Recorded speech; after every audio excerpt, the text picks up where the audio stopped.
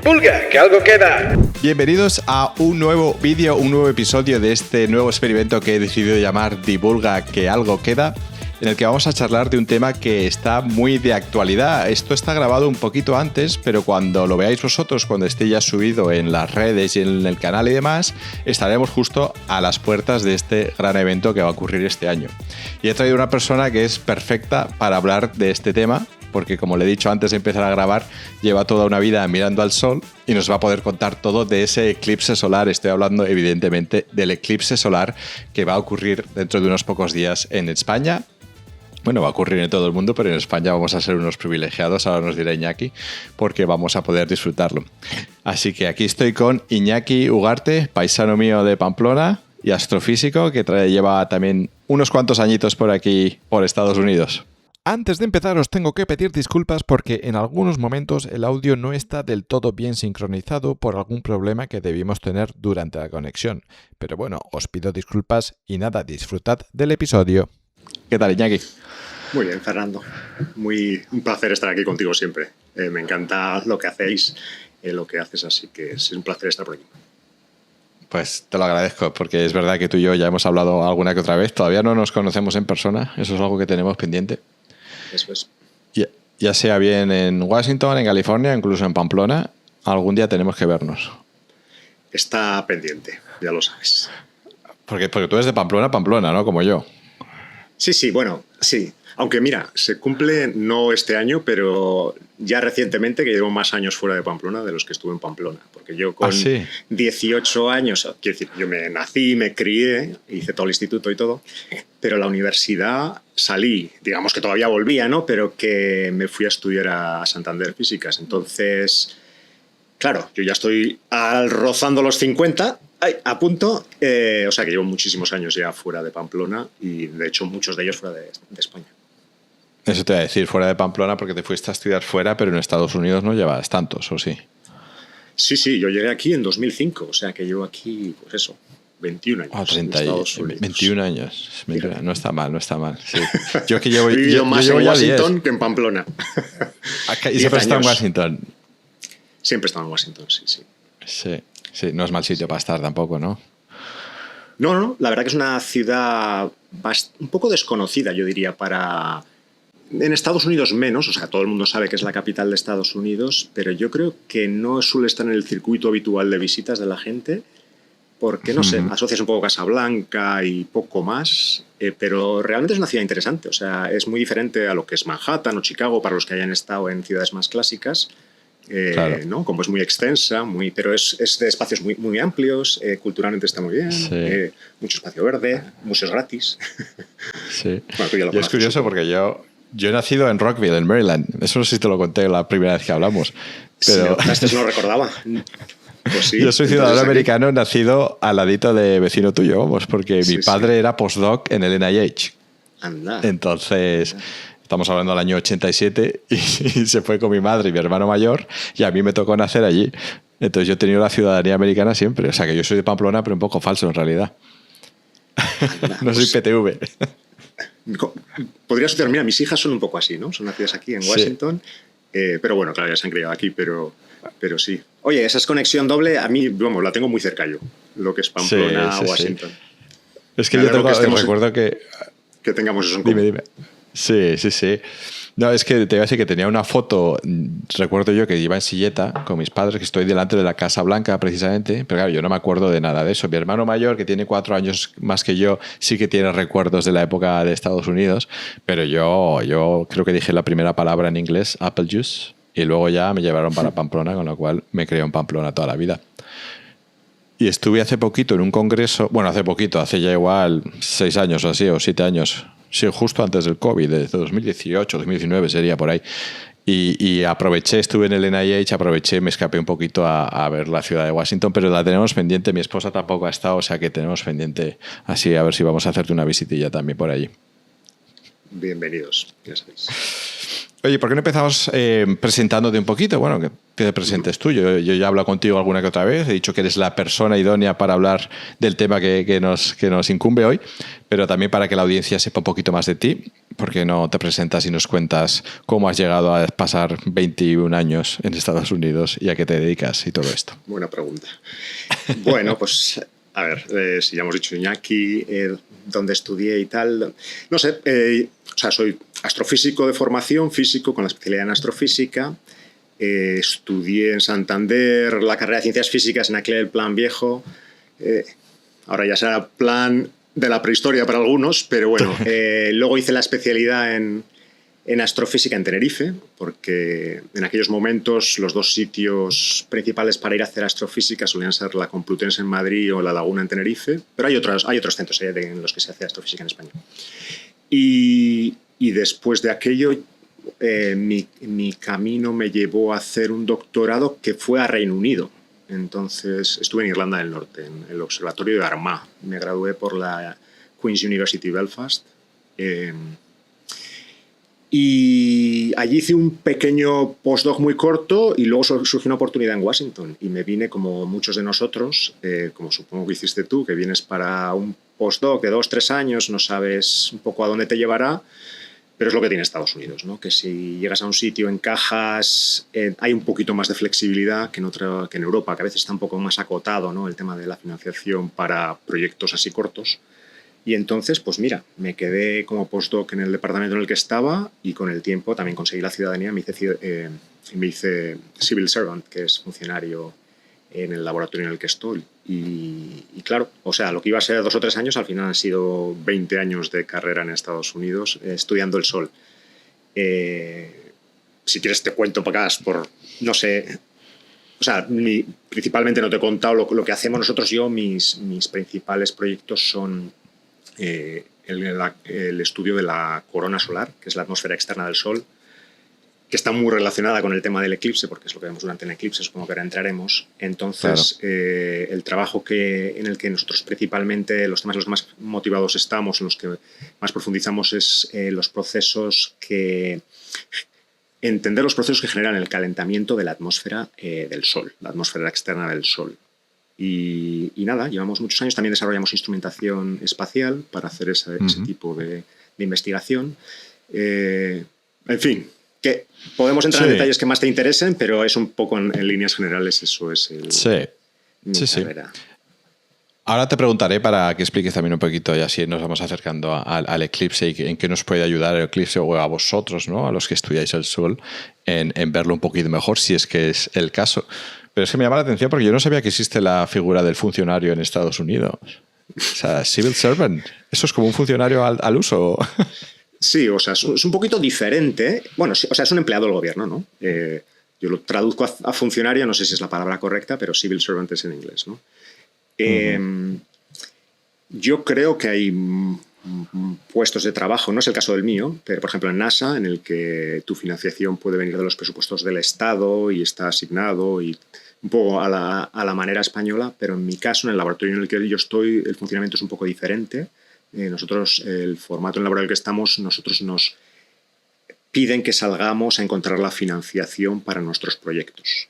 Entonces, si bien tienes una cierta seguridad en tu plaza, porque no te van a echar si no consigues esa financiación, sí que esperan que la consigas con el grupo. Entonces, cuando no la consigues, pues te pueden reasignar en otras tareas, pero claro, esto es la virtud un poco del sistema americano, por lo menos hasta recientemente, que es que hay una cierta estabilidad en el sistema de financiación. Entonces eso es posible que uno no tenga fondos más que un proyecto para 3 años, no sepa lo que viene detrás, pero sabes que va a haber convocatorias a las que te vas a poder presentar y que con tu equipo vas a ir consiguiendo financiación para darle continuidad en diferentes proyectos. Entonces, hacemos un equilibrio nosotros en mi departamento entre pues, ciencia básica, pequeños grants, pequeñas becas, no sé si es beca la palabra correcta, pero... sí, proyectos de financiación. Proyectos pequeños que a lo mejor te cubren un 20% del sueldo, el 30% del sueldo, a grandes proyectos en los que, por ejemplo, desarrollas instrumentación que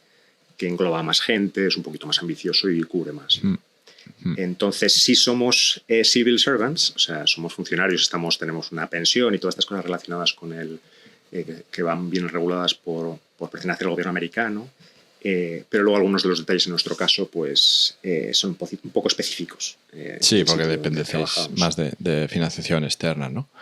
Te lo pregunto también porque, claro, es uno de los temas que el otro día justo me apareció un artículo, no sé si fue en Nature bueno, está por toda la prensa, tanto científica como la prensa regular y los medios normales, el problema que está habiendo ahora en Estados Unidos de financiación y con la administración que tenemos ahora, ¿no? Que no apuesta demasiado por la ciencia o lo apuesta de una forma un poco sesgada y demás, y que ya está ocurriendo que mucha gente se está yendo del país, Estados Unidos, que ha sido siempre punterísimo y pionero en ciencia, al menos en los últimos 50 años, y se están yendo. Sí, hay países que están aprovechando el tirón de la situación que está pasando en Estados Unidos para llevarse a gente que, pues, de mucho nivel, ¿no? Para hacer ciencia allí. No sé si en tu campo, al ser civil servant o en el estado en el que estáis vosotros, en la institución y demás, notáis también esas cosas. Sí, yo creo que es general. Es general, es un momento, unas circunstancias en las que pues las diferentes agencias, ya sea NSF, que en nuestro caso, la National Science Foundation, en nuestro caso no aplica, pero para muchos de biomedicina, que son colegas que tenemos, nuestros compañeros que conocemos, les aplica. NASA también ha habido ajustes, entonces esto, claro, repercute a las diferentes especialidades, pues tiene que haber recortes, ya sea para estos proyectos de los que hablaba o puede ser para misiones. Entonces, nosotros hemos notado, por ejemplo, teníamos ahora 2 postdocs que recientemente hemos tenido que no hemos podido darles continuidad porque, digamos que se estaba ajustando el presupuesto y ya no llegábamos. Entonces, sí, es general, vamos, lo veo en mi entorno y los dos que pertenecemos a la Sociedad de Científicos Españoles en Estados Unidos tenemos muchos contactos y muchas situaciones que se han dado, ¿no? De cambio en estos meses. Sí, es una pena, la verdad, porque, a ver, yo creo que esto se revertirá en algún momento, pero desde luego es lo que decía, ¿no? Estados Unidos siempre ha sido referente en cuestión de ciencia y empieza a dejar de serlo en muchos aspectos. Entonces esperemos que no dure demasiado la cosa, pero bueno. Pero vamos a hablar un poquito de lo tuyo. ¿Cómo se estudia el Sol? ¿Cómo se estudia el Sol? Mira, pues eso es una cosa... ¿Y cómo se hace en astrofísica? Déjame empezar por ahí. Igual vas por otro lado. Por donde tú veas esto. Que llegamos antes a entenderlo. No, es que hay una cosa... hago algo de divulgación, ¿no? Por aquí, con la asociación, como comentaba, ¿no? Y una de las cosas de las que a veces insistí últimamente es ¿cómo sabemos que el universo, las estrellas, el Sol son como son, ¿no? Y claro, porque nosotros estamos acostumbrados a hacer experimentos en casa, ¿no? Mezclar cosas, no sé, agua, química, no sé. Pero realmente no podemos desplazarnos a las estrellas. Entonces, la respuesta obvia es la luz, ¿no? Pero que a veces no nos paramos a pensar lo clave que es eso, que la información que nos llega de las estrellas y del Sol, por ejemplo, es su luz, y de la luz aprendemos prácticamente todo. Entonces, ¿cómo estudiamos el Sol? O sea, nosotros utilizamos, en mi caso, o sea, hay muchas maneras de estudiar el Sol, vamos a ir poco a poco. Las que yo utilizo, por ejemplo, utilizamos imágenes, ¿no? de satélite, pues hay telescopios en tierra que puedes utilizar y puedes ver luz visible principalmente, porque cuando se te nubla o cuando, quiero decir, otras radiaciones se te absorben.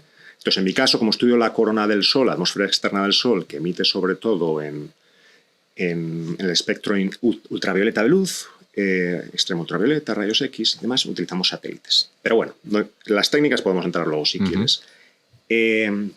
Lo que hacemos es tomar imágenes del Sol. Esa es una manera, ¿no? Entonces, como si tomas fotos de algo y lo ves evolucionar y tratas de entenderlo, ¿no? Por lo que ves que pasa, ¿no? Hay una erupción en el Sol, ves lo que hace y dices, a ver, he visto esto, y lo tratas de interpretar, ¿no? Entonces, ¿qué más puedes hacer? Que todavía no he explicado bien lo de la luz. La luz tiene mucha información. No solo puedes tomar imágenes, como con nuestra cámara de fotos, sino que algo que ya se descubrió desde los tiempos de Newton. Tú puedes coger un prisma y separar la luz en colores, ¿no? Que es lo que hacen, por ejemplo, las gotas de agua cuando estás delante de una cascada o algo, ¿no? O en una tormenta, que ves el arco iris, ¿no? Eso es lo que está haciendo es separar los colores de la luz que te viene. Y esa técnica se llama espectroscopía, que simplemente te separa Se llama las frecuencias de la luz, los colores o longitudes de onda, todas estas palabras habréis escuchado alguna vez. Entonces, eso lo que te permite ver es todos los componentes particulares de esa luz que te está llegando y que nuestros ojos, por ejemplo, integran todo y es como luz visible, ¿no? Bueno, podemos separar con los diferentes sensores que tenemos, pero entonces, tú con la información que tienes en el espectro de luz puedes saber varias cosas y luego lo puedo explicar, pero tú puedes saber la temperatura, puedes saber la densidad, puedes saber la velocidad de lo que estás viendo, la composición. ¿Y cómo hacemos eso? Pues porque tiene una cosa muy particular que se llaman líneas espectrales. Yo creo que me estoy metiendo ya un poco profundo. Me paras si quieres que repita algo. No, yo creo que Pero básicamente es un patrón, Sí. ¿Se entiende? Son como las huellas dactilares de una persona, ¿no? Son diferentes para cada persona. Entonces tú cuando, por ejemplo, observas un gas que emite luz porque lo calientas, cuando te emite luz te da la sensación de que todas las luces de todas las bombillas son iguales. Yo hago este experimento con los niños, pero no lo son. Depende de lo que esté hecha la bombilla. Puede ser una lámpara de sodio y lo que está quemando es el gas de sodio, calentando el gas de sodio. Entonces, lo que ocurre es que emite una luz muy particular, a lo mejor de un solo color.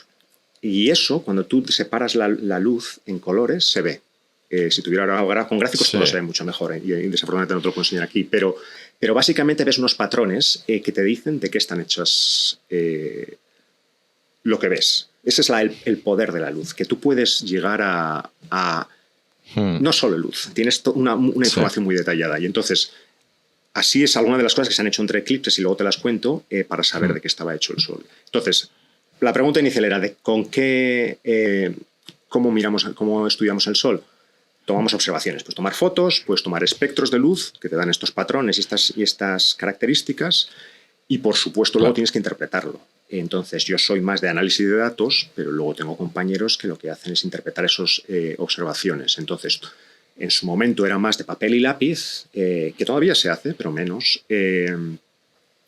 Digamos, tú haces tu propia hipótesis a partir de la física que conoces, de que sabes que estás observando. En el caso del gas, de la estrella es un gas, es un plasma, y sabes, hay unas teorías sobre ellos que obviamente se han ido desarrollando sobre papel, pero siempre hay evoluciones que tienes que hacer sobre esas teorías, y esa es una manera, y la otra es algo muy actual en el siglo ya XXI, son las simulaciones por ordenador. Y lo que tú haces en simulaciones numéricas básicamente es simular el propio Sol, por ejemplo, una estrella. Tú creas unas condiciones matemáticamente del sitio. Imagínate, pones gas en un cubo digital, ¿no? No sé si esto se sobreentiende. Y luego tienes unas ecuaciones, unas reglas de funcionamiento de lo que hay dentro de ese cubo. Y en este caso, para una estrella, pues pueden ser las ecuaciones de Maxwell, electromagnetismo. De hecho, es magnetohidrodinámica y también hidrodinámica. Entonces, es un plasma, como si simularas agua, pero en este caso con campos magnéticos y demás. Entonces, es algo complejo, que necesita un estudio de mucha física, pero tú al final lo que puedes hacer es poner una bola de gas, poner unas normas, ¿no?, dentro de tu ordenador para que evolucione, todo virtual, y luego dejarlo evolucionar en el tiempo. Y hará lo que las normas de tu simulación propongan. Y entonces están esos tres componentes: observar, mirar y luego interpretar, y luego comparas tus observaciones con tus simulaciones. Eso te iba a decir, que luego supongo que tu haces tu simulación y ves cómo se ajusta eso a la realidad del Sol. Ahí suele haber concordancia, entiendo. Son modelos bastante complejos, entiendo. Bueno, es un proceso iterativo. Claro, es todo complejo. O sea, primero los primeros modelos a lo mejor son modelos en una dimensión, ¿no? Quiero decir, no empiezas simulando un Sol en 3 dimensiones porque es una cosa muy compleja. Entonces, son procesos que van evolucionando. Y en el día de hoy, en la física del Sol, estamos ya en modelos numéricos muy complejos donde te sorprendería la capacidad que tienen para reproducir erupciones solares que lo miras y dirías, si es que parece casi el Sol. Realmente. Entonces, sí, se ha llegado a un momento que es muy preciso, pero que lo parezca no siempre lo es. Quiero decir, luego cuando haces comparaciones tienes que hacer unas comparaciones muy concretas, estadísticas de las cosas que están sucediendo y y el detalle siempre está es difícil. Claro. Pero bueno, así es el progreso. Sí, no, aparte que estamos hablando del sol ni más ni menos, ¿no? Que yo no sé la cantidad de energía que puede haber ahí dentro y la cantidad de procesos que pueden ocurrir en un microsegundo en una estrella como el sol, ¿no? O sea, que modelar eso tiene que ser un encaje de bolillos importante. Claro, y además no tienes... A ver, las simulaciones que hacen mis colegas en los estudios de la corona no simulan todo el sol. Al final, procesos particulares. A lo mejor estás haciendo la superficie del sol porque, bueno, puedes hacer unas aproximaciones para el cubo, ponerlo ahí, porque si no es imposible. No te da... Los recursos computacionales no te dan para simular un sol completo. Fíjate que el otro día escuché a Pablo Rodríguez, que es un chico que trabaja en el MIT en energía de fusión nuclear, y es un top, un chaval súper joven además, que lo entrevistamos en el podcast de Cuéntame Más Ciencia, el mismo que charlé contigo, pues él se animó a hablar y acaba de pasar por el podcast de Jordi Wild, The Wild Project, que es el podcast más escuchado en español, yo creo que del mundo, ¿no? Y hablaban de, que eso también me lo contó a mí, de que cuando ellos hacen energía de fusión están casi generando un sol en un laboratorio. O sea, la energía equivalente a la de un sol es la que se produce cuando se hacen estos procesos de fusión. Claro, hay supongo que 1000 factores a tener en cuenta para que no sea exactamente eso y lo tienen que hacer de una forma muy controlada porque si no, es que claro, un sol en la Tierra te revienta la Tierra, ¿no? Sí, no voy a dar yo la charla de... ¿Cómo se llama? Sí. Pablo. Ahora, que vaya todo el mundo a ver a Jordi, pero sí, es verdad, en nuestros tokamaks, me imagino que está hablando a estos, donde básicamente contienen con campos magnéticos un plasma y lo calientan y tal, pues es complejo. Yo no trabajo en esas áreas, pero claro, o sea, la energía atómica que está en un reactor nuclear como es una estrella, pues si pudiéramos controlar eso, claro, pues tendríamos una fuente casi inagotable de energía. Sí, porque al final de cabo la energía que nos viene, ya sea directa o indirectamente, es casi toda generada por el Sol en la Tierra, o sea que, excepto igual la nuclear, ¿no? Bueno, desde luego el Sol es un gran componente, ¿no? de todo esto, sí. Sí. Pero bueno, para volver un poquito a la imagen, ¿no? Que has dicho, porque una de las cosas que se puede hacer para estudiar el Sol es mirar, ¿no? Y creo que eso nos puede además ayudar a entender luego también y a llevar al tema del eclipse, porque el eclipse es que lo vamos a poder ver en vivo y en directo, ¿no? Y has dicho que, claro, que a la hora de ver se detectan distintos tipos de imágenes. Para ver si lo he entendido yo bien y también la audiencia, es, por ejemplo, si pensamos en una persona, ¿no? En la típica peli de espías, la imagen que ve una persona cuando se pone las típicas gafas de infrarrojos estas para ver el calor corporal, ¿no? Para ver dónde está escondida una persona en la selva o no sé qué. Ahí está detectando distintas longitudes de onda, ¿no? El espectro visible, que es el que ven nuestros ojos. Sin las gafas, cuando se pone, solo detecta el infrarrojo y por eso puede ver los cuerpos que emergen calor. Entiendo que estos satélites funcionan a otra escala, pero de forma similar, detectando como distintas capacidades o distintos espectros de onda, ¿no? Exactamente. Nuestros ojos detectan la luz visible, tenemos un rango en el que vemos el espectro. La luz no es más que una radiación electromagnética que abarca mucho más y nuestros ojos ven la luz visible, pero claro, siempre pensamos que es lo único porque es lo que vemos, ¿no? Pero abarca más. Entonces, claro, ¿cómo era la película? Depredador, ¿no? Era donde se ponían las gafas infrarrojas. Por ejemplo. Claro, ahí lo que tienes es un detector, porque en realidad es un instrumento que no necesita que esté en los ojos, ¿no? Podría ser una pantalla que está detectando lo que emite en el rango del electromagnético del infrarrojo, que es a longitudes de onda. Bueno, esto no debería entrar en los detalles, más largas, menos energía, ¿no? Es básicamente calor. Y nuestros ojos no detectan calor, no vemos solo por calor, porque cuando es de noche, si alguien está ahí escondido no lo vemos, pero eso se puede llegar a detectar con el instrumento adecuado. Pues igual que se puede hacer en el infrarrojo, se puede hacer en el otro lado del espectro, que es en el ultravioleta, que es el que nos quema cuando estamos en la playa. Esa radiación no la vemos, pero está ahí. Y entonces, por ejemplo, para estudiar la corona del Sol, que emite mucho, porque está muy caliente, emite en el rango ultravioleta, pues utilizamos sensores específicos para detectar ese tipo de radiación. Y los ponemos en el espacio. ¿Sí? Claro.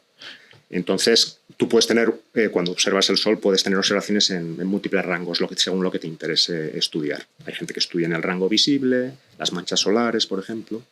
Eso te iba a decir, que entonces... También se estudia en radio, por ejemplo, en ondas de radio. En ondas radio. Pero entonces tú puedes ver cuando hay una erupción solar o lo que sea, eso se puede ver físicamente con el espectro visible, lo que captan nuestros ojos. Eso lo estudiáis también.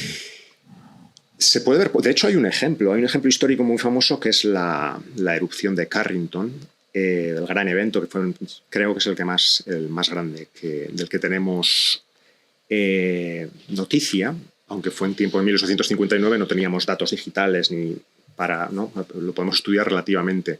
Y Carrington, que era un astrónomo británico que estudiaba el Sol, que miraba, estaban viendo en directo y llegó a ver. En ese preciso momento está mirando una mancha solar, no se habían visto muchos cambios en las manchas solares y de repente vio un fulgor, algo que resplandecía, que vino momentáneamente, le sorprendió, ¿qué es esto? De hecho, creo que fue a buscar a ver si había alguien para confirmar o lo que sea y cuando volvió ya no estaba. Entonces se dio cuenta que era algo transitorio, ¿no? Y luego se supo en ese momento que unos días después, un par de días después, se vinieron abajo...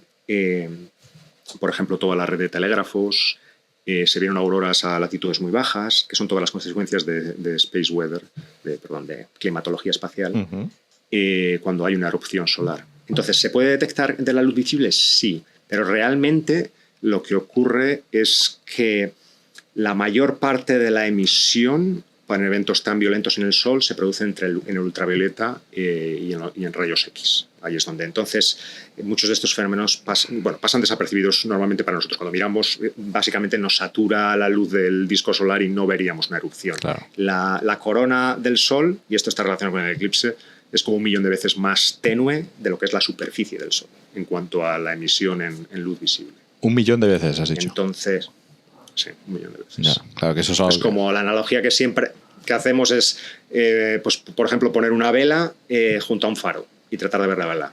Pues no la vas a ver, obviamente si da vueltas sí, pero sí. si se queda quieta no la ves. Vale, pues ya que lo mencionas, el eclipse, ¿no? Que es también un poco lo que hemos venido a hablar hoy. ¿Qué es este eclipse? Porque yo lo he visto en los medios que todo el mundo está como súper excited, ¿no? Como con muchas ganas del eclipse, es el evento del verano, que están las zonas por las que pasa, que ahora nos das un poquito, están hasta arriba de reservas en hoteles, en casas de campo, en todo. Está todo petado porque todo el mundo quiere ver el eclipse solar de este verano. ¿En qué consiste este eclipse solar? ¿Qué es exactamente?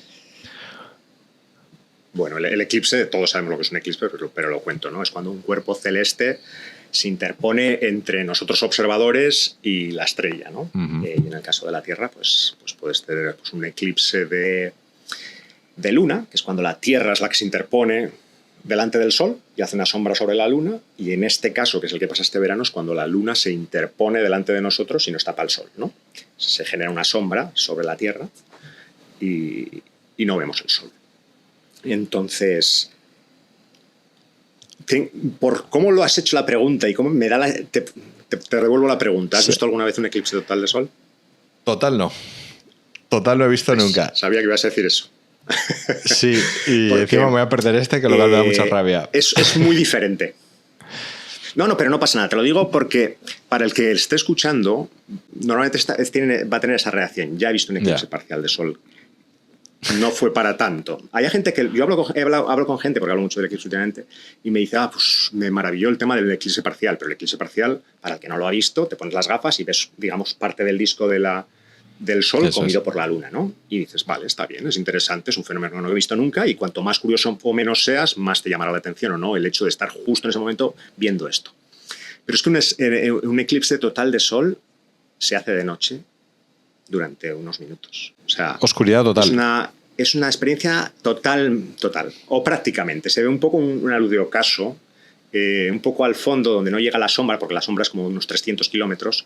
Entonces tú en el horizonte, si tienes un horizonte bajo, verás un poquito de luz al fondo. Pero básicamente se hace de noche. Y se ven las estrellas, se hace silencio entre la gente, un poco sorprendido los animales también, aunque es un poco controvertido si responden o no, pero algunos sí que responden a ello y y baja su actividad.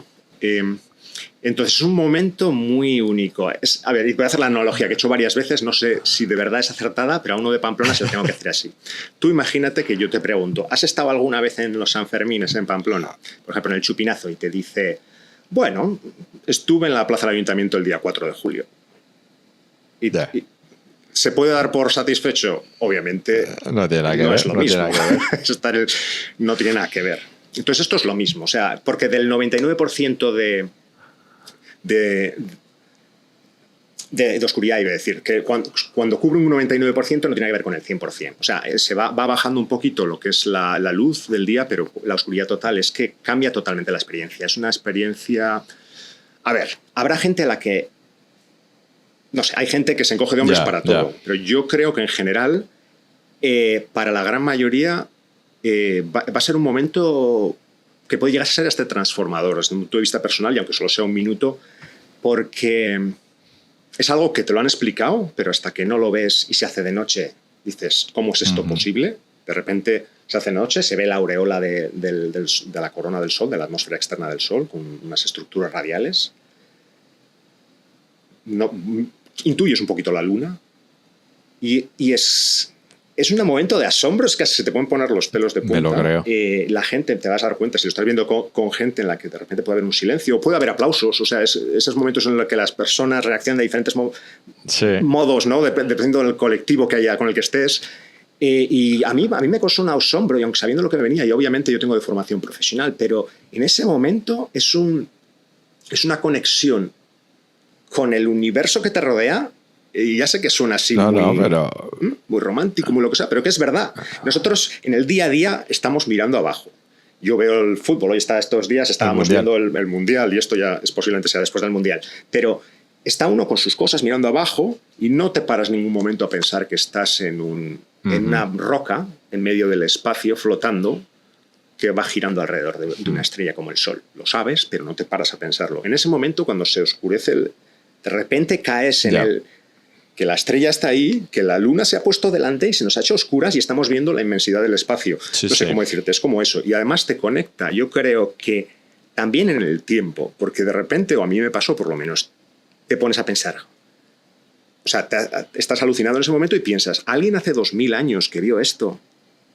¿Cómo interpreto este fenómeno? Yo sé que es la luna, ya, pero, o sea, ¿qué pensarían? ¿Cómo no iban a pensar que iba a pasar algo, no sé, que era un omen, una profecía, un presagio de que algo malo iba a ocurrir cuando, no sé, no lo has visto nunca en tu vida, ¿no? Entonces, a mí me gusta contarlo así. Yo sé que habrá gente que lo vuelva luego ¿no? Pero yo creo que esa es la manera que hay que contarlo.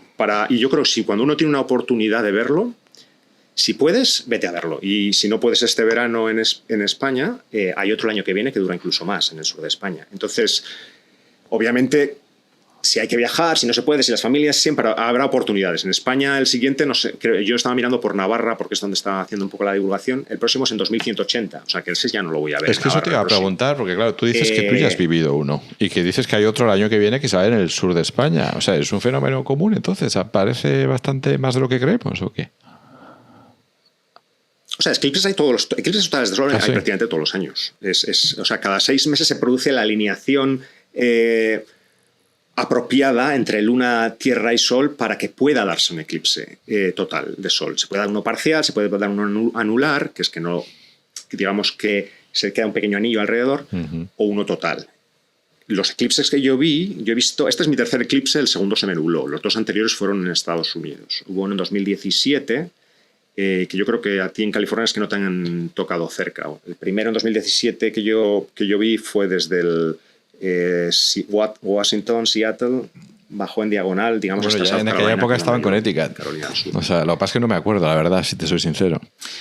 Me pillaba ya al norte. No, pero te pillaba un poco al norte, había que desplazarse. Me tuve que desplazar como 9 horas en coche y lo vimos y fue espectacular. Y luego el segundo fue en 2024, digo, de los que yo he intentado ir a ver, que me desplacé a Nueva York y por desgracia me salió nublado. Esto te puede pasar. Y tengo pues algún vídeo en el que se ve un poco la sombra de la luna pasando por encima de nuestras cabezas. Pero es decepcionante. Pero bueno, o sea, la experiencia de juntarte con amigos, con familia para verlo, es como cualquier otro gran evento que hayas hecho, ¿no? Con familia y amigos. Si buscas el momento y la gente, pues puede ser un día especial.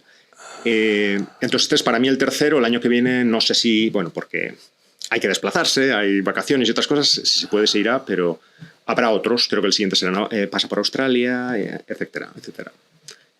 Luego se vuelve uno un cazador de eclipses. Cazador, ¿no? Como los que van cazando huracanes, tú vas cazando eclipses. Sí. No estoy, pero bueno, hay una lista, de hecho, existe una lista de gente, a ver quién ha visto más eclipses, y creo que el que más está por 50 o algo así. Hay gente que se lo toma eso muy en serio. No, pero yo es una cosa que es verdad que si tengo la oportunidad le voy a dar, porque es una cosa muy única, está muy conectada con lo que yo trabajo y me gusta. Y... No, yo estoy... Yo lo recomiendo. ¿Qué puedo decir? Está no puedo claro, decir más. Por eso he dicho ahí ya que tiene que ser quien venga a hablar de esto, porque le pones la pasión. Además que yo te digo, yo estoy en tu barco totalmente.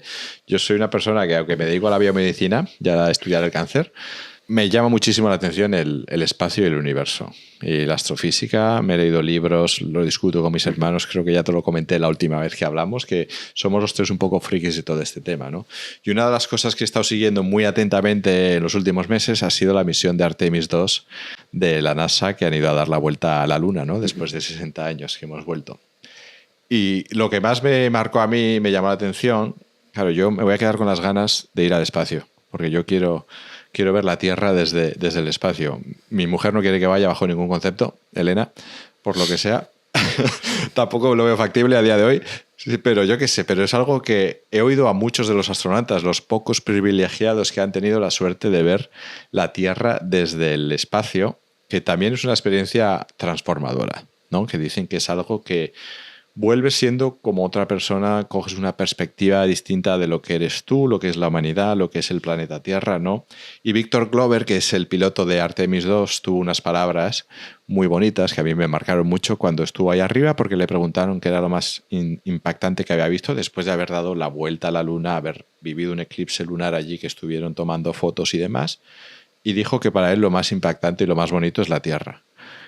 Y son unas palabras muy parecidas a lo que has dicho tú, ¿no? Que no nos damos cuenta de que vivimos en un planeta que está puesto ahí para que convivamos todos, que tiene unas condiciones perfectas para que estemos aquí, que es algo casi único, bueno, no casi, es algo único en miles de años luz a la redonda, y poder verlo desde ahí como que te da la perspectiva de realmente te explota un poco la cabeza de que siquiera exista, ¿no? Algo así, ¿no? Entonces, claro, esto del eclipse solar igual es lo más parecido que uno puede experimentar sin salir de la superficie de la Tierra. Sí, o sea, obviamente, claro, yo también he escuchado a esas personas, ¿no? Y salir al espacio es que, claro, no es comparación, ¿eh?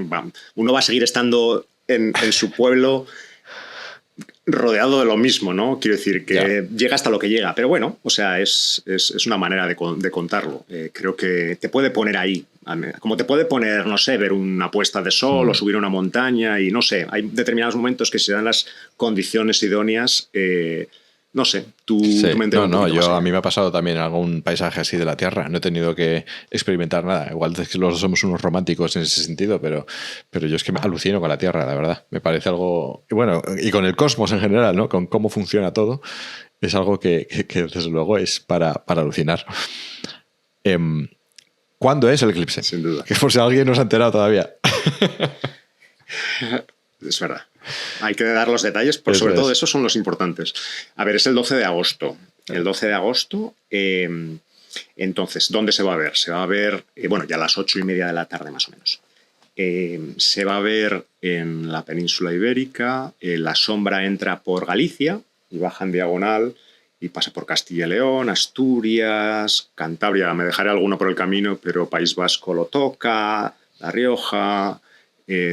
pasa por Soria, Aragón, toca Navarra también, y por ahí baja un poco a Comunidad Valenciana, Cataluña también toca, y acaba en Mallorca. Y acaba con la puesta de sol. O sea que según donde estés, a lo mejor... Bueno, lo que es el eclipse total sí que lo ves, porque dura 1 minuto a las 8:30, la totalidad, o 2 minutos, dependiendo de dónde estés. Hay eclipses más largos, pero por la geometría, pues es así. 1 minuto de reloj. Pero digamos que Sí, más o menos. Eso puedes saber exactamente ahí herramientas para encontrar la hora exacta para tu localización. De hecho, hay una aplicación del Instituto Geográfico Nacional que creo que es probablemente lo que más está utilizando. La pondremos aquí para la gente. Lo digo por el que esté buscando, la gente que lo esté buscando. Además te permite, lleva la aplicación esa, creo que pinchas en donde tú estás y te dice un poco desde el punto de vista geográfico si puedes verlo. Si tienes la orografía del terreno te permite verlo. O sea, si tienes un edificio delante no te lo va a decir. O un árbol delante. Claro. Eso hay que un poco prepararlo el día anterior. Porque lo que ocurre con el eclipse es que, o unos días antes, va a estar bajo en el horizonte. Es como 8 grados. Y 8 grados sobre el horizonte es como extender el puño así, estirar esto, mirar al horizonte, pues un puño son como 8 grados. O sea, es bajo realmente. Si hay un horizonte con montañas o edificios o cosas, hay que intentar buscar un sitio. Seguramente en cada comunidad habrán dado unas recomendaciones, entonces yo y cada uno que haga un poco la investigación. En Navarra, por ejemplo, hay varios puntos oficiales de observación y yo estaré en uno de ellos con mi familia. Y esas son un poco las pautas. Entonces el eclipse, digamos que empieza, el otro día tuve una charla de divulgación, hice esta analogía también, cómo es con gráficos siempre todo es mejor, ¿no? Pero básicamente lo que ocurre es que la luna tenemos el sol, la luna se va a ir acercando, va a tocar, hay como 4 fases, 3 fases, digamos. Cuando es parcial y la luna se va poco a poco cubriendo la totalidad y cuando se va saliendo, ¿no? Y hay 4 momentos clave, que son los contactos, que es cuando la luna toca el sol, el disco, digamos, en proyección, lo toca y empieza a ocultarse, eso es el primer contacto, hasta el segundo contacto, que es cuando, digamos, lo tapa por completo, ese es un periodo que dura más o menos una hora, hora y pico. Luego está el eclipse total, mientras está todo cubierto, que son 1 minuto o 2, y luego se va poco a poco retirando, que es una fase de parcialidad, hasta que el último contacto es cuando se retira, ya no están tocando hasta el próximo eclipse, ¿no? Hasta que se vuelvan a tocar. Y la analogía, ha dicho algo de una analogía. La analogía es que como si fueran 4 besos. La luna llega, le da un beso, le saluda, le da el beso en la segunda mejilla y lo tapa, y esa es la totalidad. Y luego ya se empieza a despedir con un tercer beso y en el cuarto beso se separa completamente. Digamos, es como las fases del eclipse. Entonces, el total son como 2 horas y pico. Entonces hay que saber lo importante es saber sobre todo cuándo es la totalidad, que es el momento culminante. Ese es el minuto que has dicho, ¿no? Que es justo cuando está eso es, totalmente cubierto el sol. Sí. Y por decir un poco ya lo que se hace, todo el proceso de parcialidad, cuando la luna está cubriendo poco a poco el sol, pero no lo ha cubierto por completo, si vamos a mirar hay que ponerse las gafas de eclipse. Y eso, por favor... Te lo iba a preguntar, porque eso es importante. Que la gente sepa que no se puede... Aunque se cubra el sol por completo, no se puede mirar a simple vista. No. El otro día yo estuve en una charla de divulgación en Lodosa, es un pueblo en Navarra, donde había un evento de divulgación con una oftalmóloga del Hospital de Navarra y estaba contando un poco los problemas que pueden surgir y que hay que tener mucho cuidado. Entonces, en la fase de parcialidad hay que llevar las gafas y yo estoy seguro que las comunidades tendrán disponibles gafas de alguna manera y si no, se pueden comprar fácilmente. Y con esas gafas ves toda la parcialidad. Cuando se cubre por completo llega un momento que es cuando los últimos rayos de sol, digamos, que se filtran por los valles y las crestas lunares, que se llaman las perlas de Bailey. Bailey fue un astrónomo que en el siglo XIX, digamos que describió el fenómeno con más detalle, porque ya se había visto. Y está, pues es lo último que se ve, digamos, como unas perlas en el borde y ya se tapa por completo. Ahí uno se quita las gafas y ya puedes ver la corona, porque con gafas no ves nada. Y cuando se va a volver a retirar, uno se pone otra vez las gafas para no dañarse la vista. Una cosa que contaba muy interesante la oftalmóloga es que no tenemos sensores del dolor en el ojo. Entonces, es un problema, porque claro, tú puedes estar mirando y pensar que no te pasa nada porque no te está doliendo, pero te está dañando. Entonces, bueno, que hay que seguir las indicaciones. Yo no soy la persona apropiada, pero seguir las indicaciones que las autoridades les den. Sí, pues igual intento contactar con ella para que me dé también algunas pinceladas y las ponemos ahí en el canal, porque es importante. Yo cuando vi el eclipse parcial que me tocó hace un par de años en un congreso, justo estaba en un congreso de cáncer y había una empresa que se dedica a hacer biología espacial. Eso ahora por lo visto está muy de moda, el estudiar la ciencia de la biología molecular en el espacio. Hacen experimentos en la ISS, en la Estación Espacial Internacional y demás. Y estaban regalando allí las gafitas para ver el eclipse. Entonces pude ver un poquito gracias a eso. Y te iba a preguntar, el hecho de que sea a esa hora de la tarde, 8:30 has dicho de la tarde, ¿no? ¿Eso lo hace más espectacular o menos? Porque igual uno piensa que, yo qué sé, si es justo el mediodía, que es cuando tienes el sol en lo alto, cuando más luz puede dar, que te lo tape, esa noche que dices que se hace de repente, igual puede ser más impresionante, pero aquí no sé si los colores eran distintos o la iluminación. Pues buena pregunta. Yo no lo he visto en una puesta de sol, entonces tengo curiosidad, me llama la atención porque va a haber unas tonalidades, ¿no?, que no hay habitualmente, entonces va a haber una mezcla de cosas, ¿no? Desde que empieza un poco a cubrirse poco a poco, que estaremos un poco a las 7:30 de la tarde, que todavía en verano supongo que habrá mucha luz, hasta las 8:30, que es la totalidad, y luego conforme se va saliendo un poco ya el crepúsculo, ¿no? Entonces, vamos a ver, yo lo contaba como diciendo, es una oportunidad también por ver algo diferente. Es verdad que en algunos sitios limita a la hora de mirar, pero yo lo veo como una oportunidad para ver algo diferente, no lo sé. O sea, la limitación es sobre todo el poder verlo sobre el horizonte. Luego yo creo que el espectáculo va a ser igual de espectacular. Sí, está despejado, claro. Bueno, en Navarra nunca se sabe. De la climatología. en la Ribera aún. Sí, pero... Claro. Puedes mirar, hay algún informe por ahí que he encontrado yo de cuáles son los lugares donde... o cuáles son las probabilidades de estar nuboso según la climatología del lugar. Entonces, creo que está por el 60-70% en muchos de los sitios. Los mejores creo que están por el 70% y te puede bajar más. Yo cuando fui a Nueva York no me acuerdo si estaba por los 40% y al final se me nubló, pero otra gente lo vio. Entonces, luego durante el día del eclipse claro, el eclipse proyecta una sombra sobre la Tierra y enfría las partes altas de la atmósfera. Entonces puede tener unas consecuencias. Se dice a veces que puede ayudar a que, pero yo creo que, bueno, al menos yo no soy experto en eso, pero no sé si está claro que eso puede pasar. En determinadas situaciones puede llegar a clarear. Que eso ayudaría. No lo sé. Yo, por ejemplo, en el de Nueva York intentamos con la familia, salió por la mañana nublado, no veíamos en el horizonte nada claro y dijimos, vamos con el coche y a ver hasta dónde. Y aún así no conseguimos. Entonces, yo creo que hay que disfrutar, si no, del momento, porque además puede haber gente en las carreteras. Yo no sé si es buena idea, ya depende de cada uno, de las ganas que tenga uno. Yo creo que estar con la gente, esperar a que despeje, y si no, habrá otro el año que viene. O sea que hay que confiar, yo confío. Hay más oportunidades. Y volviendo un poquito a la ciencia que hacéis, ¿no?, en lo que estudiáis vosotros, el eclipse os puede ayudar porque, como dices, es la corona, es lo que va a quedar como más visible y no vas a tener toda la luz de lo que es el núcleo, por llamarlo así, del Sol, molestando, ¿no? Entonces, ¿este minuto se puede aprovechar con los satélites para tomar imágenes, para hacer mediciones? ¿Os puede dar una ventaja a la hora de estudiar mejor la corona solar o no? La respuesta en general es sí, se puede. El eclipse que tengamos en España a lo mejor no lo ven los satélites, que cada satélite está donde está, entonces a lo mejor no está eclipsado, porque la sombra es muy pequeña, son como 300 kilómetros sobre la superficie de la Tierra.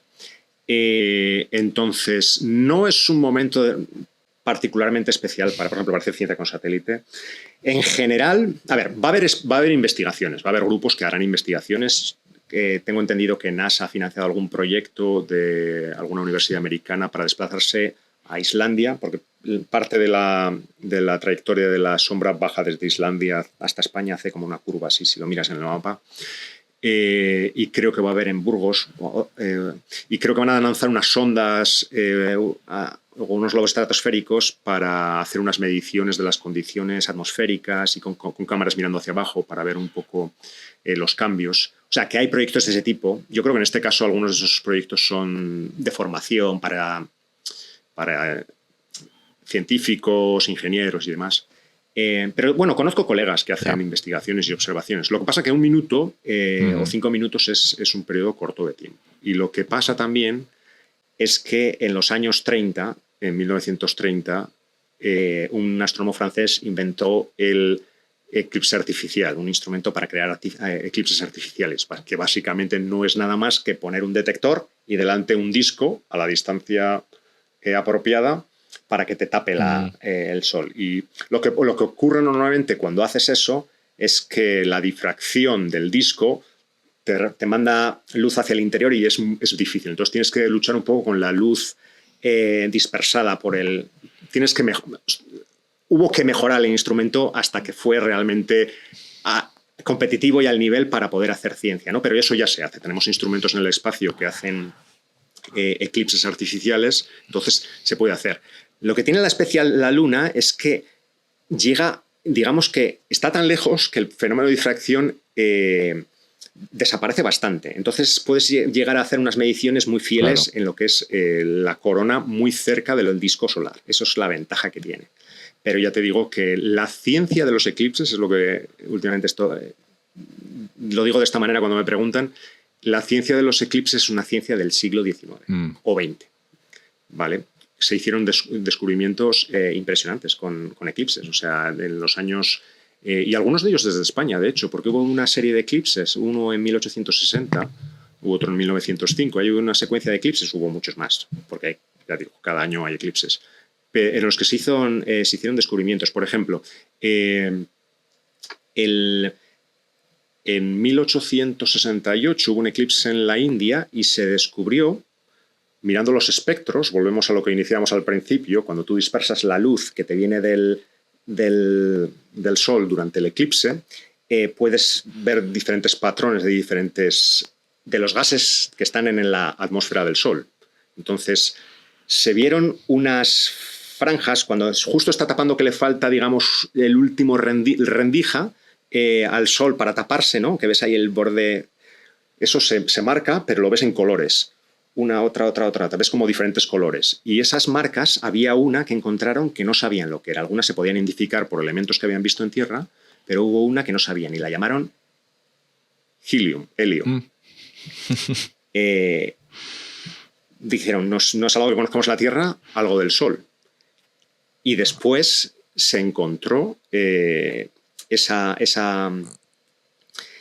marca, esa línea espectral que llamamos nosotros en gas desprendido por minerales como el uranio. Creo que se puede encontrar en la Tierra, incluso en gases volcánicos, creo que se puede llegar a encontrar. El helio. Pero se descubrió el helio, el gas de helio, se descubrió por primera vez en el Sol, que el Sol es una nube de gas de hidrógeno que en sus reacciones nucleares lo que genera es helio. Claro. ¿Vale? Entonces, esto es uno de los mayores descubrimientos que se hicieron en ese momento. Otro que se hizo, se encontró otra línea, esa línea era como en el amarillo.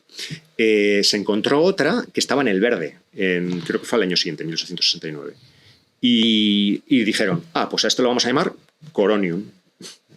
Helium, coronio, ¿no? De la corona, porque seguro que no es lo mismo, ¿no? Digamos, de la misma manera no existe, pues lo llamamos. Y aún tuvieron que esperar 30 años para saber lo que era, y resultó ser una línea de hierro. Son átomos de hierro que hay en la estrella, y en este caso se costó saber lo que era porque era una línea, estas líneas, estas marcas, no las he explicado antes, pero estas marcas que vemos en el espectro de luz es básicamente fotones de luz que salen de transiciones atómicas. Básicamente ya sabemos que tenemos un núcleo con unos electrones alrededor. Entonces, cuando excitas un electrón a capas superiores y luego se desexcita y baja, libera fotones de luz. ¿Vale? Y esa transición es específica del salto que ha pegado y es única, ¿no? Entonces lo que encontraron es que esa transición de ese color verde era de un átomo de hierro que le has quitado ya 13 electrones. Y eso solo se puede determinar, esa situación solo se puede dar cuando tienes un gas a 2 millones de grados. Si no, no verías esa marca, ¿vale? Verías otras del hierro. Pero si está a 2 millones, la marca es esa. Ves otras, muchas más, y se encontró, es porque es muy brillante, esa línea verde. Y entonces, cuando se descubrió eso en la Tierra, se hicieron experimentos en el laboratorio y se descubrió que era eso, que era hierro, pero a muy altas temperaturas. Entonces, apareció uno de los grandes problemas de la física solar, que es en el que trabajo yo, que es por qué la corona del Sol, la atmósfera del Sol, está a 2 millones de grados cuando la superficie está a 5.000. Uh-huh. Entonces, otro gran descubrimiento de los eclipses. Uh-huh. Mira, un detalle, hay otra cosa que se descubrió en el eclipse de 1860 en España, una cosa que son las prominencias solares. Y es una cosa que nos tenemos que fijar cuando veamos la totalidad del eclipse. Vamos a ver la aureola de la corona, blanquecina, ¿no? Con nuestros ojos. Quizás veamos unas estructuras rojas en el borde, que se les llama, originalmente, muy original, protuberancias, o prominencias, porque ¿no? sobresalen solares. Pues hasta entonces no se sabía, hasta ese eclipse se discutía un poco si pertenecían a la Luna o qué, y un poco se hizo, en los estudios que se hicieron durante ese eclipse, se llegó a la conclusión ya definitiva de que eran estructuras en la atmósfera del Sol. Y es simplemente gas suspendido a miles de kilómetros de altura, a decenas de miles de kilómetros de altura en el Sol. Y se ven rojo porque emiten una línea muy particular del rojo. Y es plasma que está suspendido por campos magnéticos en la superficie del Sol. Entonces, esas son otras. Luego está el experimento de Eddington sobre la relatividad. O sea, ha habido muchas cosas que se ha hecho, pero sobre todo ciencia de entonces. Si me escuchara algún colega diría, pero también hacemos ciencia. Sí, se hace ciencia, pero los grandes descubrimientos se hicieron, porque ahora ya nosotros con instrumentación podemos mirar la corona del Sol todos los días de la semana. Claro, ya no es necesario que haya un eclipse. Y lo que no sabía es que ya se había inventado, eso ya también lo hizo el señor Barnes en Los Simpson, que tapó el sol. Hay un episodio que lo hace. Sí, hay un episodio mitiquísimo que el señor Barnes, que es maligno, tapa el sol en Springfield y me ha recordado al experimento que me has dicho. Oye, pues voy a buscar la referencia, que siempre me gustan estas referencias, como en Tintín, que hay un libro de Tintín en Sudamérica, en el que hay una... Pero bueno. Sí. Mira, fíjate, son siempre interesantes. Estuve yo en Perú, ahora que lo mencionas, estuve en Perú el verano pasado con mi mujer y claro, los incas eran el imperio del sol y tenían unas mediciones que yo aluciné de lo bien... O sea, tenía una montaña allí en Ollantaytambo en el que tenían medido exactamente por dónde salía el sol cada época del año. Tenían unas mediciones súper precisas del calendario solar, ¿no? Los incas ya, o sea que... No, es alucinante porque, o sea, de los incas sé un poco menos, pero por ejemplo, las primeras observaciones sistemáticas de los eclipses se hicieron en Mesopotamia, en Asiria, Babilonia, o sea, estamos hablando de 1000 años antes de Cristo. Sí. Y ya desde entonces se encontraron patrones y sabían que cada 6 meses se podrían dar situaciones para tener un eclipse de sol o de luna. Y fueron contando, si tienes muchas estadísticas, al final encuentras patrones. No sabían predecir exactamente cuándo iba a ocurrir, pero encontraron unos patrones en los que frecuentemente ocurrían.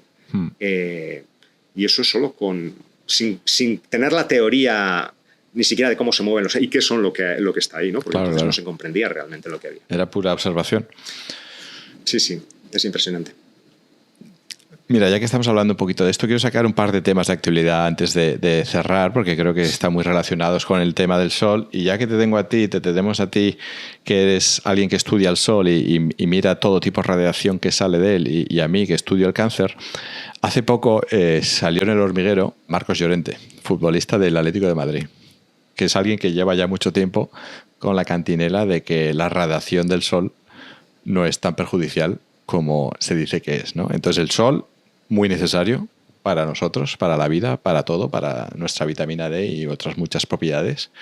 Pero también hay que tener en cuenta que la radiación del sol puede ser muy, muy negativa, ¿no? No sé si tú escuchaste, estás al tanto del mensaje que mandó Marcos Llorente y que manda casi a diario en las redes, vamos. Sí, o sea, sí conozco, sí.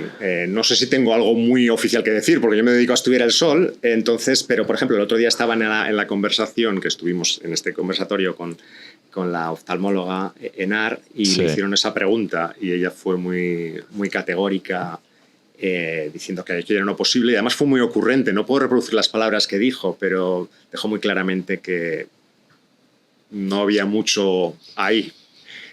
No, está claro. Lo que decía. Ya lo puedo hacer yo. Si tú no te mojas, me mojo yo. No, bueno, yo es que me gusta, ¿sabes? Me gusta pronunciarme desde un punto de vista técnico, claro, y dar la explicación técnica. Puedo decir que me parece una tontería o no, pero me gusta siempre dar la explicación científica, y ella lo hablaba desde un punto más, desde el punto de vista fisiológico, del propio ojo, a lo que comentaba, claro, ¿no? El filtrar pues, rayos de un determinado color o lo que sea, pues no lo sé. Sí, pero vamos, que la radiación ultravioleta, tanto UVA como UVB, que sale del Sol y que ya nos alcanza aquí en la Tierra, es muy alta. Eso sí lo medís vosotros, ¿no? O sea, mucho es absorbido por la atmósfera. El ozono reacciona, muchos de las partes altas de la atmósfera. Una cosa que pasa con la luz del Sol es que la parte alta de la atmósfera, lo que se llama la termosfera, absorbe esa radiación y genera una cosa que se llama la ionosfera de la Tierra, como que saca los electrones de los átomos y luego se generan corrientes en la atmósfera. Son unos procesos complejos y tal. Entonces, otra radiación pasa, pero esa radiación es absorbida principalmente, pero obviamente sabemos que algo pasa, ¿no? Porque sabemos que ciertos componentes, depende del rango de frecuencias, de longitudes de onda que decíamos. Unas pasan, otras no pasan, dependiendo de si hay un átomo que absorbe esa radiación, lo que comentábamos antes, que hay unas frecuencias, hay unas líneas características que son particulares de los gases que reaccionan y absorben y otras que dejan pasar. Sí. Y la que llega puede hacer mucho daño a nuestro ADN. Eso lo digo yo como estudioso del cáncer, porque eso está demostrado. Es que cuando lo vi se me van los demonios. Hice incluso un corto de estos que hago yo, que subo en el canal explicando un poquito los diferentes tipos de crema solar ahora que llega el verano, cómo funcionan, a colación de todo esto, ¿no? Y que funcionan realmente, que lo decía en ese vídeo, que es que el daño que se produce en las células en el ADN de las células por la radiación, tanto ultravioleta A como B, es algo que no genera lugar a dudas. Quiero decir, es algo que está súper estudiado, que yo creo que en el ámbito del cáncer puede ser uno de los hechos demostrados más fehacientes que hay. Con lo cual, enviar mensajes así un poco peligrosos de que las cremas solares no funcionan, que la relación con el sol tiene que ser distinta, creo que hay que tener cierto cuidado, ¿no? Pero totalmente de acuerdo, totalmente. Y el otro tema que te quería comentar es que no sé si has visto la peli o has leído el libro del proyecto Hail Mary. Pues sí lo he leído. Y no soy es muy típico de alguien como yo, astrofísica, que lea mucha ciencia ficción y vea mucha ciencia ficción. Y para eso soy un poco atípico, no he leído tantos, pero justo ese, un vecino mío, un día me lo vendió mucho y dije, bueno, pues venga. Y lo leí, lo disfruté mucho y vi la película. ¿Te gustó? Después. Sí, me gustó. Sí. Yo ahora estoy leyendo el libro. Yo hice el gran error de ver la película antes de leerme el libro. Y me gusta porque este tío es el mismo que escribió The Martian. Presta mucha atención a la ciencia, ¿no? Uh-huh. Y claro, la película al final es un poquito más...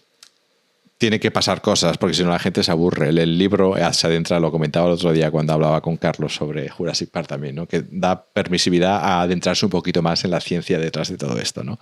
Tanto en la biología molecular de los astrofagos, que es una célula que a mí me ha encantado, pero luego también todo lo que pasa en el Sol y todo lo que pasa con el Sol. Y es algo que te quería preguntar, porque en esa peli es muy apocalíptico. Los astrofagos básicamente están apagando el Sol. Claro, es ciencia ficción, no tenemos astrofagos, pero... ¿Qué ocurriría si se apaga el Sol? ¿Sería un escenario parecido al que veríamos en la película? Sí, estoy tratando de recordar, es que no me acuerdo exactamente del proceso, porque claro, obviamente fui durante esto cuando lo leía, pero ahora no recuerdo el mecanismo exacto por el que decían. Había una radiación, o sea, una línea espectral en concreto, que era la que absorbían ellos, la línea Petrova, o sea, que absorbían una, entonces puedes llegar a observar, pero obviamente el Sol emite un rango muy grande de frecuencias, entonces no me acuerdo la consecuencia total. O sea, había algo que...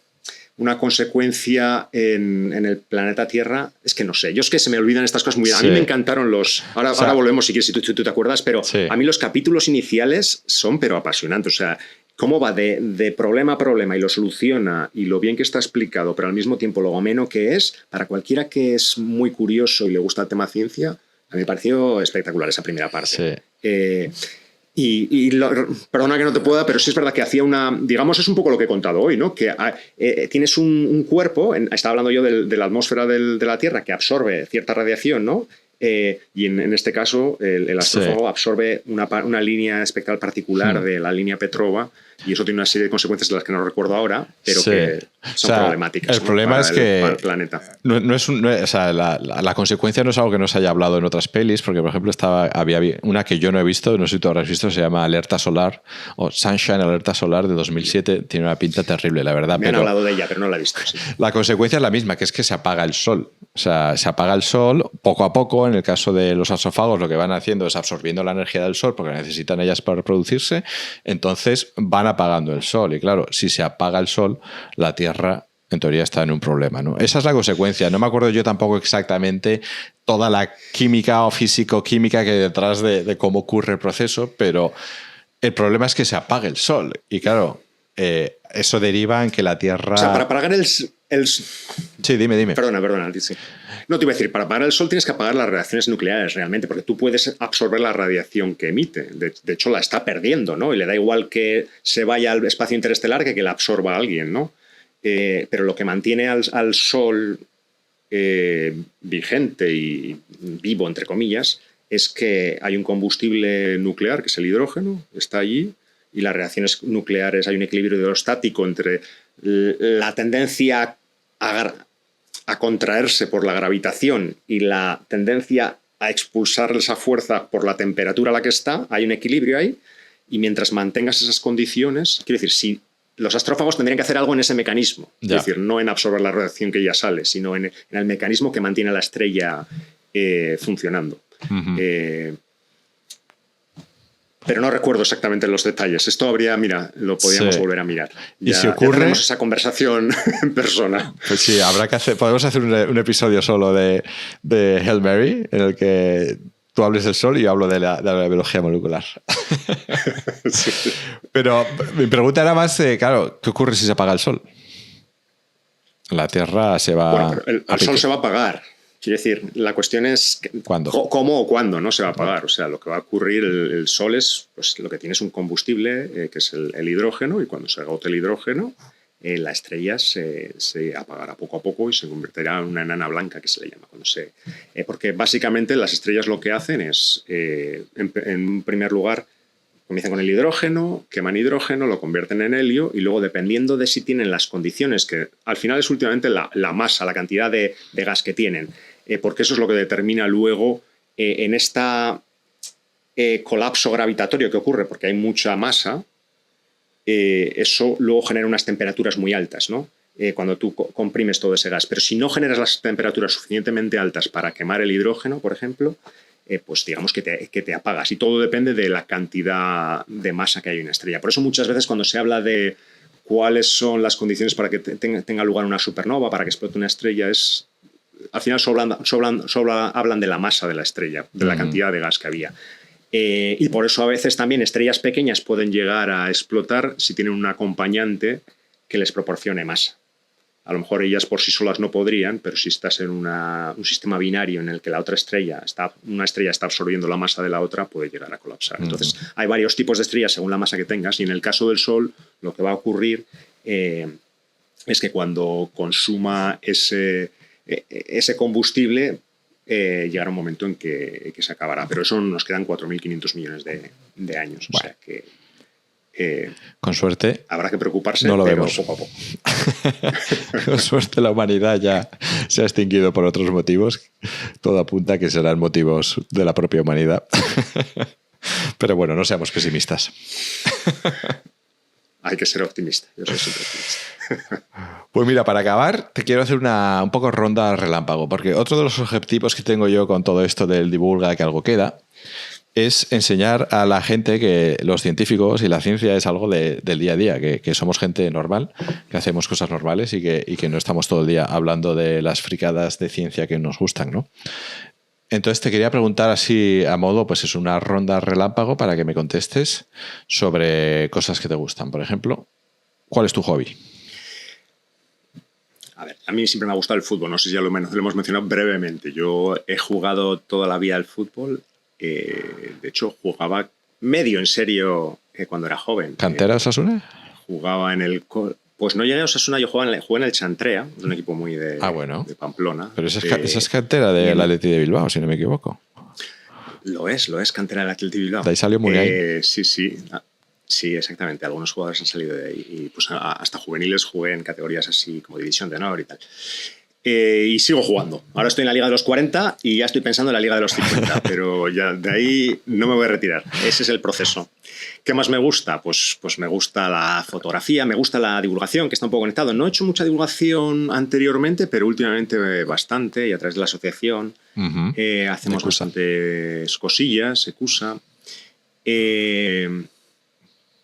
Me gusta leer, me gusta el cine, me gusta un poquito lo normal, lo habitual. Esas son las cosas más típicas. Has dicho relámpago. Sí. ¿Quién va a ganar el Mundial? ¿Quién va a ganar el Mundial? Estamos a 29 de junio, acaba de jugar Alemania-Paraguay, que de hecho te he fastidiado la prórroga porque estaban 1-1, no sé cómo han quedado. Digo, para poner a la gente en contexto. No sabemos cómo han quedado. ¿Quién crees que va a ganar? Sí. A ver, yo hice la porra, te le digo la porra que hice antes del Mundial. Puse Francia-Inglaterra. ¿Ah, sí? Visto el Mundial, parece que Francia, como va por ahora, parece que Francia, pero bueno, Francia yo todavía fuerte. confío en que España pueda despertar un poquito, pero... Sí. Ya te he dicho, no me hagas la predicción porque seguro que luego se va a reír alguien cuando vea esto, pero bueno, eso fue la predicción. Yo puse Francia-España, ¿eh? Yo es que me tira mucho los colores al final. Y creo que le puse ganador a España. Y yo soy muy de Messi, eso no lo he dicho. ¿Quién iba a decir Messi que iba a estar Entonces, como está en este Mundial? Messi a tope. ¿Película favorita? Si es que tienes alguna, que muchas veces... Sabes, no soy muy de películas favoritas. He visto muchas, pero mira, yo tengo una cosa que es que no suelo volver a ver las películas. Como que siempre de ciclo y es algo que la gente dice habitualmente. Pero mira, una que últimamente, y además va a ser muy típica para alguien como yo, pero es que casualmente ha sido, porque a mí me gusta el cine de todo tipo, pero Don't Look Up, me encanta. No mires arriba, que es de astrofísico. Es que es por está muy bien tratado todo el tema, además en la sociedad en la que vivimos actualmente. Esa me ha gustado mucho recientemente, pero a mí me gustan sobre todo normalmente los dramas. Yo tuve una etapa en la que me gustaban las películas danesas, el Dogma y todas estas, o sea que un buen drama, si me recomiendas uno, eso es mi película. Sentimental Value, si te gustan las pelis así del norte. Sí, ya las he visto, sí. También. Sí. ¿Libro favorito? Libros favoritos. Es que tampoco soy de favoritos. Tampoco. Pero mira, estoy ahora leyendo mucho. Yo sé que es pregunta difícil esa. O sea, te podría decir los que he leído recientemente. Mira, en los últimos 6 meses he leído mucho sobre eclipses porque quería un poquito... documentarte, ¿no? Por darte algo más sobre mí, porque al final es lo que me estás preguntando. Leo mucho ahora de no ficción. Me gusta mucho. Durante mucho tiempo, toda la vida he leído libros de ficción y ahora combino y me gusta últimamente mucho la literatura norteamericana. Te voy a decir uno. Ahora mismo estoy leyendo Las uvas de la ira de Steinbeck. Y además los escucho. Hago combino entre lectura escuchada y en papel. Y me estoy leyendo ahora una biografía que también va a sonar muy típico, pero es que justo en el momento del eclipse y todo esto, sobre Cecilia Payne-Gaposchkin, que fue una mujer que no se la conoce tanto, se le conoce en el mundo de la astronomía, pero que fue la persona que se dio cuenta que en su tesis doctoral dijo que el Sol, las estrellas estaban hechas de hidrógeno, que ese era el combustible nuclear. Y al principio no se lo creía la gente, decían, ¿qué está diciendo esta? Qué bueno. Entonces es una persona muy interesante. Sí, de esas hay unas cuantas en la historia, ¿verdad? Y suelen ser muchas de ellas mujeres, curiosamente, que pasan desapercibidas y tienen descubrimientos que cambiaron literalmente la historia de la humanidad. Pues mira, esta está un poco relacionada. Personaje histórico con el que te tomarías una caña. Últimamente me llama mucho la atención el siglo XIX. Algunas de estas cosas van relacionadas con los eclipses, pero había leído antes sobre exploradores en el Ártico, los exploradores, por ejemplo, alguien como Darwin, o sea, ese periodo de científicos que se subían a un barco, se iban a Sudamérica, recorrían todo, tomaban notas sobre las piedras, sobre los animales, sobre todo. Ese momento, yo creo que cualquiera de esos, pero bueno, Shackleton, ¿no?, que tuvo la aventura del Endurance, es uno de los ídolos de uno de mis mejores amigos. Hemos hablado mucho de esos temas. Así que de ese periodo, casi cualquier científico, por ejemplo, pero bueno, es que hay millones de personas. Yo lo pienso muchísimas veces, eso, lo emocionante que tendría que ser científico en aquella época cuando estaba todo por descubrir, ¿no? Claro. Y que nosotros ahora ponemos un granito de arena, pero esa gente lo que hacía era construir la montaña. O sea, era algo... Claro. A mí me da mucha envidia eso. Pero bueno, vivimos otras cosas. Sí. Y por último, ¿crees que la ciencia lo puede llegar a explicar absolutamente todo en algún momento? Esto da para otra hora de podcast, pero... Leerlo todo, explicarlo todo, qué difícil. O sea, yo obviamente soy muy científico y creo que el método por el que nos podemos aproximar a explicar muchas cosas, pues obviamente soy muy de espíritu crítico y científico y de método y creo que podemos explicar muchas cosas. Mira, una lectura muy interesante en este aspecto para escuchar a alguien que de verdad ha hecho una reflexión, lo ha puesto en un libro, es David Deutsch, El principio del infinito, lo estoy traduciendo ahora, es un físico británico y básicamente su tesis es que el ser humano tiene la capacidad de comprensión casi máxima, porque tenemos un proceso mental que nos permite inferir procesos, lo que ocurre en el mundo, y simplemente por ese mecanismo, no lo estoy explicando muy bien, pero a través de ese proceso de pensamiento y de raciocinio podemos llegar o sea, tenemos un problema de computacional en el sentido de que no tenemos memoria, pero eso lo puedes complementar, ¿no? O de cálculo, ¿no?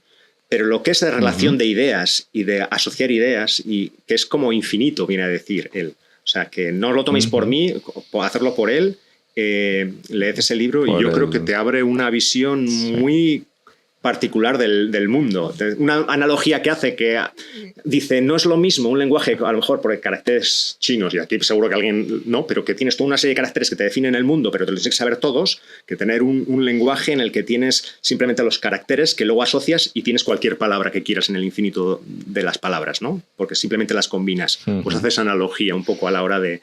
y me parece muy potente. La verdad que me lo quise creer. No sé si es cierto, pero me lo quise creer. Que tenemos que confiar en nosotros. Alguien te dirá que es una versión muy antropocentrista de la explicación del universo también, ¿no? Porque yo también son debates que me planteo un mogollón, y que me gusta discutir. Y me hace gracia que lo menciones cuando estábamos hablando de Proyecto Hail Mary, precisamente, porque sin decir mucho spoiler, pero ahora que me estoy leyendo el libro, digamos que al personaje protagonista tiene un buen ayudante para ayudarle a resolver todos sus problemas, y el ayudante dice que él es muy bueno en cálculo y que el ser humano es muy bueno en pensar, en resolver problemas, ¿no? Que eso es. Estoy diciendo al ayudante para no dar spoilers, pero vaya, que él es muy bueno en cálculo, que su cerebro funciona muy bien en cálculo, mientras que el cerebro del ser humano protagonista funciona muy bien para pensar, no es resolver problemas. Pues mira, ya tienes esa recomendación. Pero pues bueno, apúntate ese libro. Te lo recomiendo. Sí, me lo he apuntado y así además la gente que le apetezca también lo va a poder leer. Y muchas de las cosas que has mencionado, si puedo encontrar gráficos, los pondré por aquí para que la gente lo entienda, y también dejaremos en descripción. Y nada, yo no te quiero robar más tiempo, Iñaki, que llevamos ya aquí más de una hora. Solo quería agradecerte de nuevo, que ha sido una charla muy interesante. Emplazamos a la gente el 12 de agosto, ¿verdad? Y las quejas luego otra vez a mí. Para ese eclipse. Los ponéis en comentarios si nos ha gustado el eclipse. Sí. Yo creo que, a ver, es lo que dices, ¿no? Que cada uno lo vivirá de su manera. Yo creo que es algo único también. Yo me lo voy a perder. Tú vas a estar en Lodosa, me dijiste, viéndolo. Yo lo veré sí. A mí me hace ilusión verlo con mi madre, mi hermano, la familia. Claro. O sea, yo no voy a hacer ciencia, yo voy a estar ahí disfrutando como uno más. Como debe ser. Mi familia también se van todos a las Bardenas, han comprado todas las gafas y ya lo tienen todo pensado para ir, pero yo es que voy a estar aquí. O sea que lo tendré que ver por la tele. El próximo, no te preocupes. Eso es. Como ya sé que cada 6 meses ocurre en algún sitio, a ver si me pilla alguna vez. O sea que muchas gracias, Iñaki. Nada, gracias a ti. Por pasarte por aquí. Como siempre, un placer estar contigo. La verdad que es muy ameno y ya sabes dónde estoy por cualquier otra cosa. Te lo agradezco. Y nada, simplemente decirles a mi audiencia, a la que haya pasado por este vídeo, que por favor deje su like, comentario, se suscriba, que opine lo que quiera, porque eso nos anima a seguir haciendo este tipo de contenido divulgativo. Y nos vemos en el próximo episodio. Chao, chao.